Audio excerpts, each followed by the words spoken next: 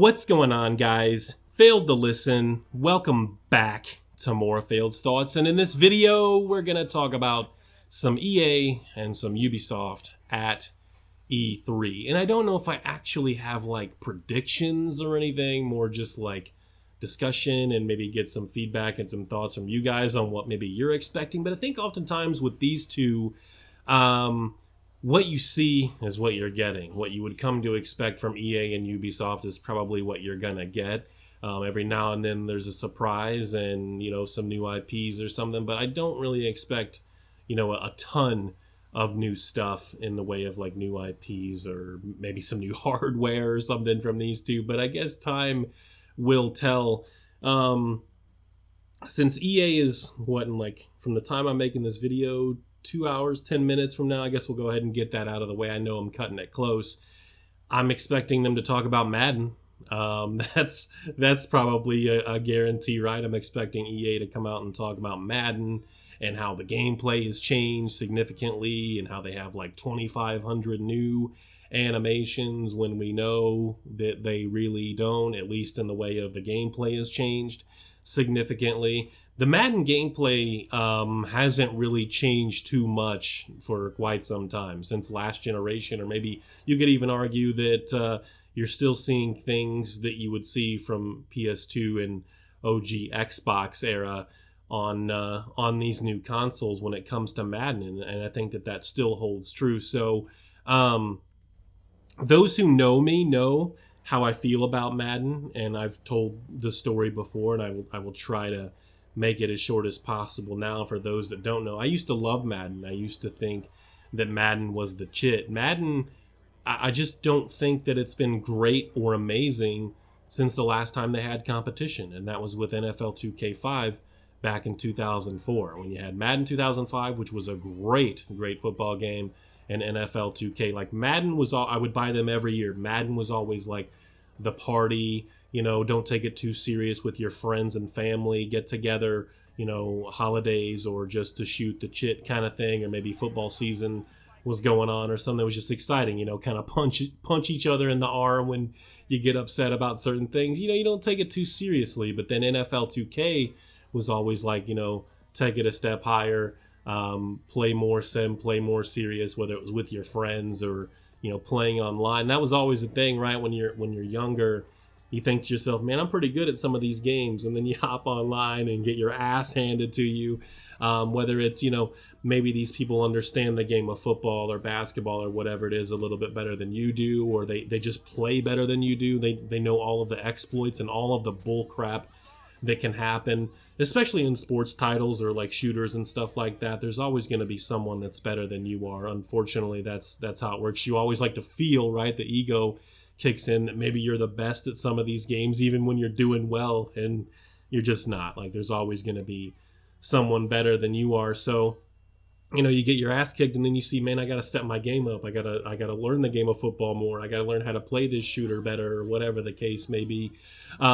So I used to buy them both every year, and it just hasn't been the same. So I don't want to make this like a Madden video, right? So I think they'll probably talk about Madden and the animations and how the gameplay has changed. I'm sure they'll talk about FIFA, some Battlefield 1 campaign gameplay. What I'm hoping with the Battlefield 1 campaign is that it's at least 12 to 15 hours long. I think that would be great instead of, like 4 to 6 hours or something.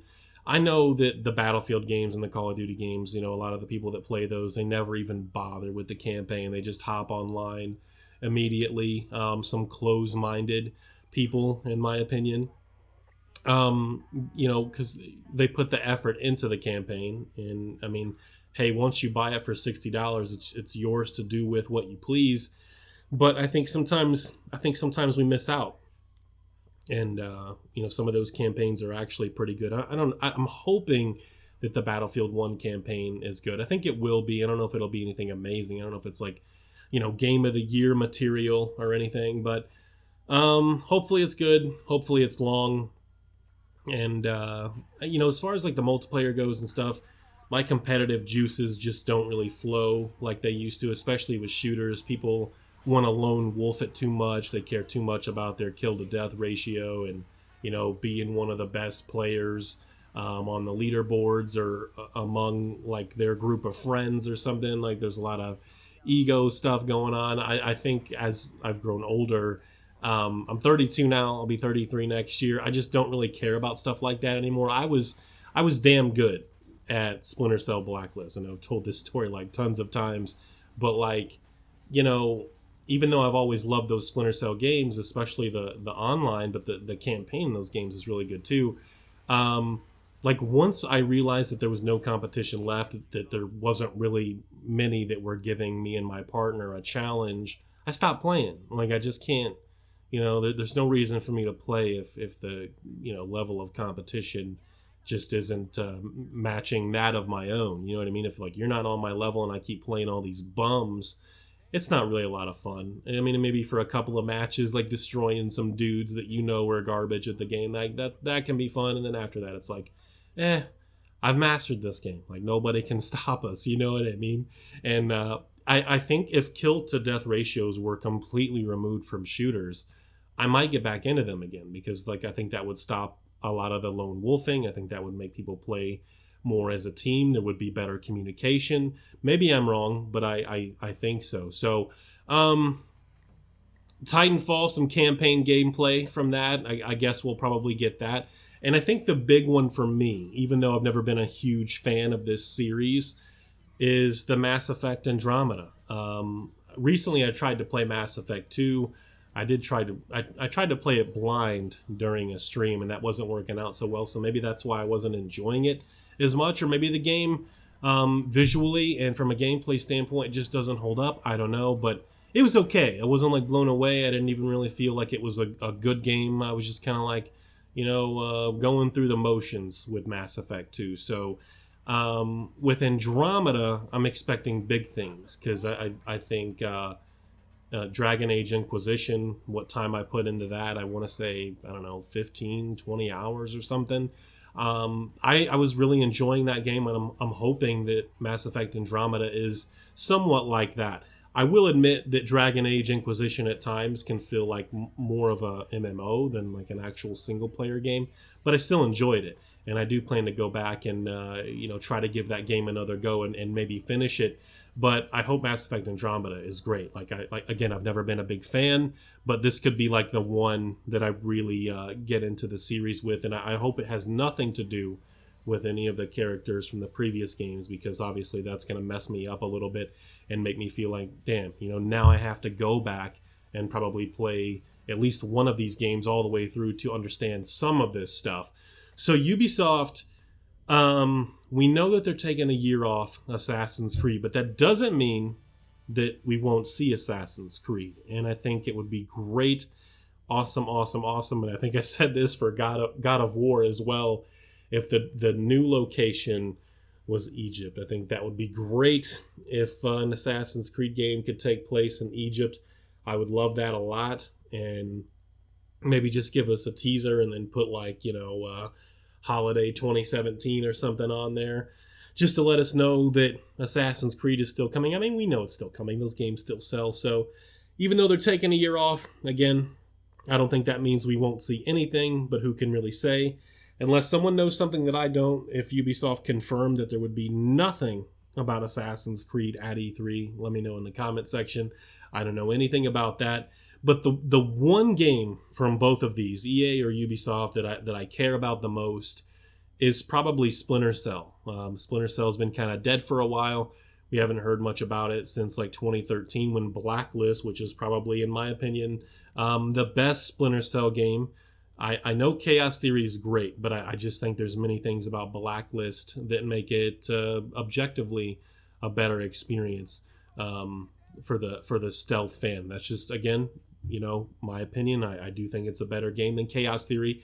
Don't shoot me if you're a big Splinter Cell fan, you're a big Chaos Theory fan or something, and you hated Blacklist, but I think Blacklist is great. Conviction, I'll give it to you. It was not a very good Splinter Cell game. It wasn't even a very good stealth game, but I think, if it had been called something else and the protagonist had not been Sam Fisher, it would have been a, just a good game on its own. But that's what I want. I want Ubisoft to announce a new Splinter Cell game. And I think the Ubisoft conference is tomorrow. So I'm going to have to wait until tomorrow to see if we're going to get that. I do expect some more Ghost Recon gameplay, some actual gameplay this time. Whether it'll be downgraded or not, I don't know. And a release date for that, and I'm expecting at least one delay for that after they announce a release date. I don't know if that game's coming out this year. I want to say no. At the earliest, I think it'll come out like somewhere between February and April of next year.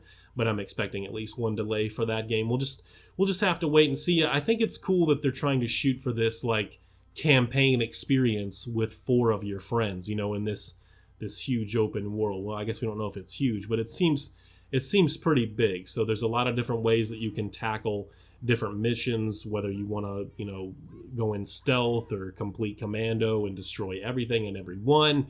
I think it's a good idea, but whether or not it's going to work out, whether or not they can execute that well enough, time will tell. So outside of Splinter Cell and, Ghost Recon, I don't really know that I'm too excited about much else from Ubisoft. I can't remember the name of the game, but they have, like, I'm going to call it a Chivalry clone that they were working on. I think Chivalry's in first person, though, and this game's in third person.